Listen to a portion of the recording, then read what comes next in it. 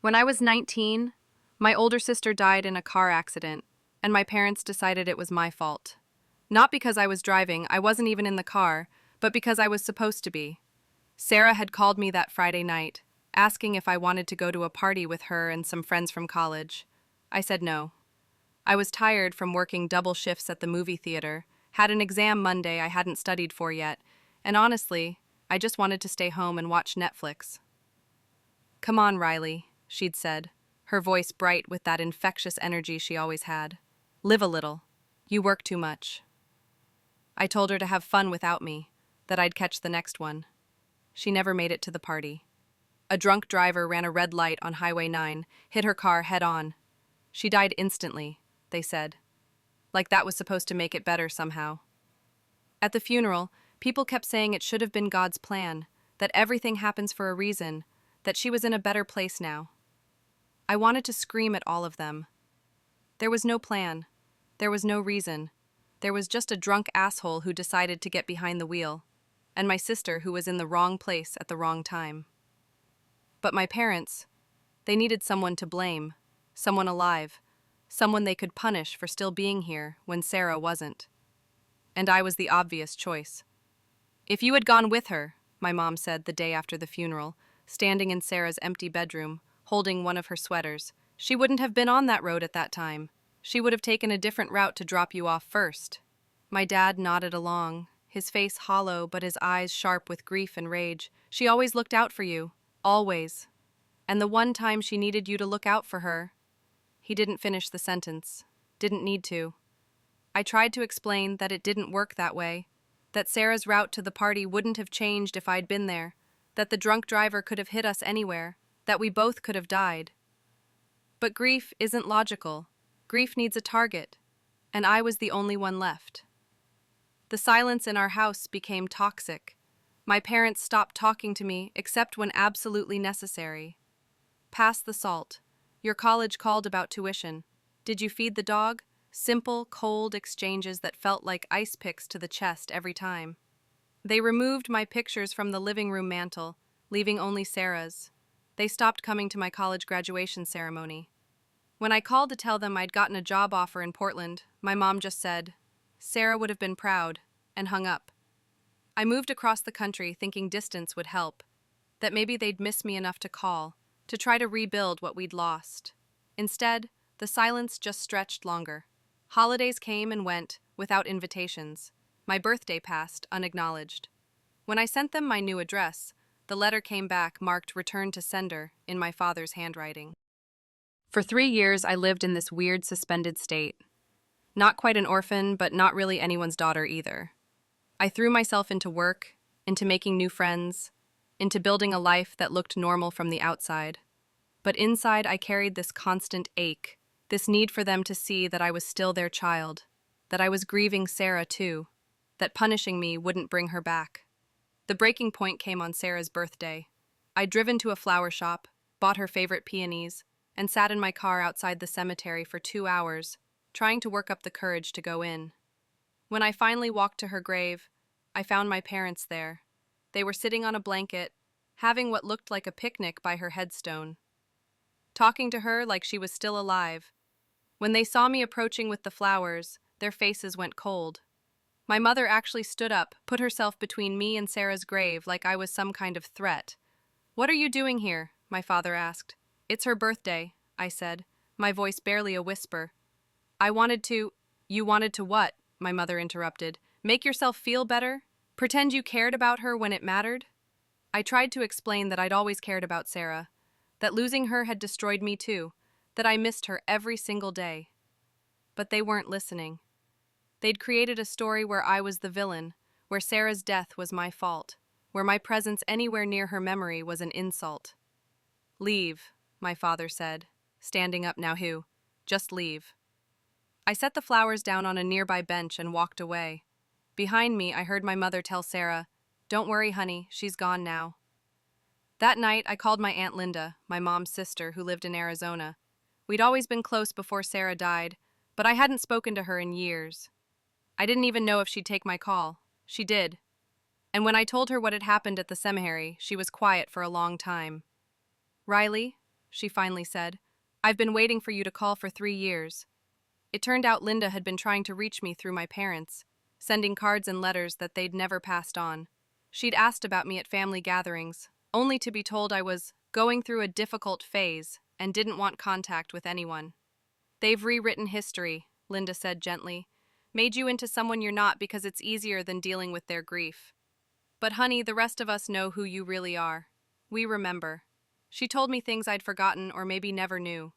How I used to call Sarah every day during her first semester of college because I was worried she'd be lonely. How I'd saved money from my summer job to buy her a laptop when hers crashed during finals week. How she used to brag about me to her friends, calling me the most loyal person she knew. "Your sister loved you fiercely," Linda said. "She would be horrified by what your parents have done to you in her name." We talked for 3 hours that night. She told me about family dinners where my parents would mention Sarah constantly, but never acknowledge my absence. About how uncomfortable it made everyone. About how my cousins had been asking about me, wanting to reach out but not knowing how to get past my parents' wall of silence. When I hung up, I felt something I hadn't felt in years: validation. Someone who knew me, knew Sarah, knew our family, was telling me I wasn't crazy. That what my parents were doing wasn't normal grief. That I didn't deserve to be erased from my own family's story. The next week, Linda called me back with an idea. My cousin Mike was getting married in 6 months, and he wanted to invite me personally. Not through my parents, just me. Would I come? I said yes before I could overthink it. The wedding was in California, neutral territory. I flew in Friday night, stayed at Linda's hotel, spent Saturday morning getting ready with my cousins like nothing had changed. It felt surreal, being part of the family again, even temporarily. My parents were already at the ceremony when I arrived. I saw them from across the room, sitting in the third row, dressed in their formal clothes, looking older than I remembered. My stomach clenched, but Linda squeezed my hand. "You belong here too," she whispered. I made it through the ceremony without incident. My parents noticed me, obviously, but didn't approach. During the cocktail hour, I mingled with relatives I hadn't seen in years, caught up with cousins, met new spouses and babies. Everyone was warm, welcoming, like I'd never been away. But I could feel my parents watching me, could sense their disapproval radiating across the room. The confrontation came during dinner. I was sitting at a table with Linda and some of my younger cousins, laughing at a story about Mike's bachelor party, when my mother appeared at my shoulder. "Can I talk to you?" she said, her voice tight with controlled anger. I followed her outside to a quiet patio area.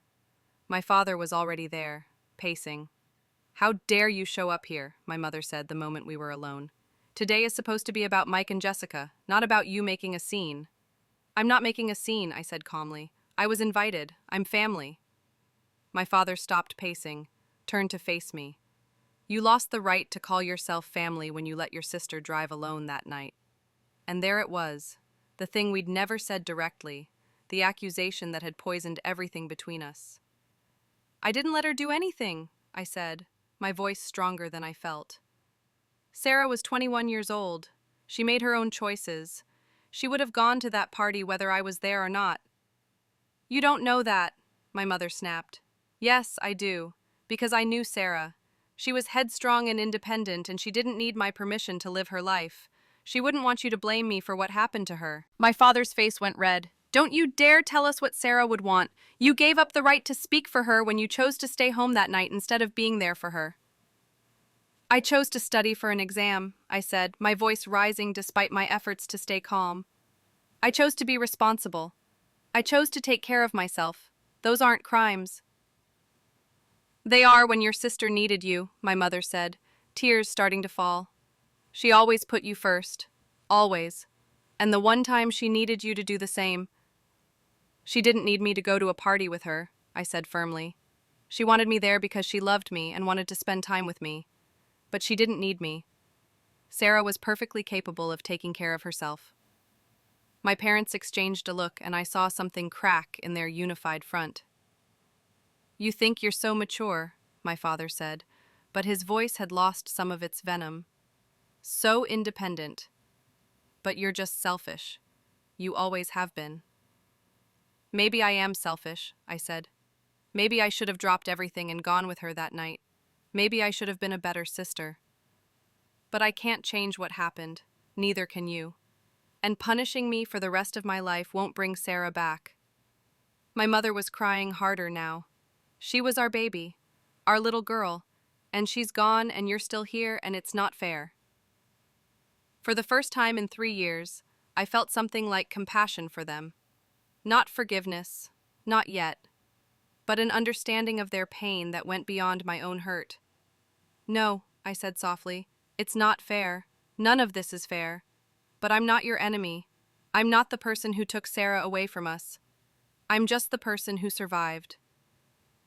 We stood there in silence for a long moment, the weight of 3 years of unspoken grief hanging between us.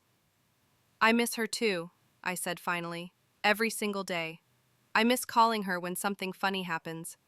I miss her terrible advice about boys. I miss the way she used to steal my clothes and then deny it when I found them in her room. I miss having a sister. My mother looked up at me, her makeup ruined by tears. Do you really? Of course I do. She was my sister. I loved her. But you didn't show it, my father said. But his voice was quieter now, less accusatory. You never wanted to spend time with her. Always too busy with work or school or whatever. I thought about that, about whether it was true. I was trying to build a life, I said. Trying to be independent, to make something of myself. That doesn't mean I didn't love her. It just means I loved her differently than you wanted me to. We talked for another hour on that patio. Not a reconciliation exactly, but something like communication. My parents didn't apologize for cutting me out, but they acknowledged that maybe their grief had made them unfair to me. I didn't apologize for surviving, but I acknowledged that maybe I could have tried harder to show them I was hurting too. When we went back inside, the wedding was winding down. My cousins looked at me with concern, clearly having noticed my absence. Linda squeezed my hand as I sat back down. You okay? She whispered. I think so, I said, and meant it. My parents and I didn't suddenly become close again. We exchanged phone numbers, agreed to try to talk more, but the damage was deep and would take time to heal, if it ever did fully, but it was a start. A recognition that we were all casualties of the same tragedy, that grief had made us cruel to each other when we should have been comforting each other. I flew back to Portland the next day, feeling lighter somehow. Not healed, but hopeful. Like maybe I could stop carrying the weight of their silence, stop trying to earn forgiveness for something that wasn't my fault. 6 months later, my mother called me on Sarah's death anniversary. We didn't talk long, just exchanged the basics of how we were doing, acknowledged the date, agreed it was still hard. But it was something. My father sent me a card on my birthday for the first time in 4 years. Just a generic card from the drugstore, but he'd written inside, "Thinking of you today. Love, Dad." It wasn't much, but it wasn't nothing either. Now, 2 years later, we talk maybe once a month. Stilted conversations about weather and work and safe topics that don't venture too close to the wounds we inflicted on each other. My mother sends me photos sometimes, pictures of Sarah from when we were kids, like she's trying to rebuild a bridge between us using memories. I don't know if we'll ever be close again. I don't know if I even want us to be. The trust is broken, maybe permanently. They taught me that love could be conditional, that family could be revoked, that grief could turn people into strangers. But I've learned other things too. I've learned that I'm stronger than I thought I was. That I can survive being abandoned by the people who were supposed to love me unconditionally. That I can build a family from friends and chosen relationships that won't disappear when life gets hard. Last week, I visited Sarah's grave by myself, brought peonies, sat on the grass, told her about my life, about work, about the guy I've been dating, about how weird it is to talk to our parents again after all this time. I think you'd like him, I said, arranging the flowers against her headstone. He's funny like you were. Makes me laugh, even when I don't want to. The wind picked up, rustling the flowers, and for a moment I could almost hear her voice. Finally, someone who appreciates your terrible sense of humor. I laughed, surprised by the sound of my own joy in this place of sadness. I miss you, I said. I'm sorry I wasn't there that night.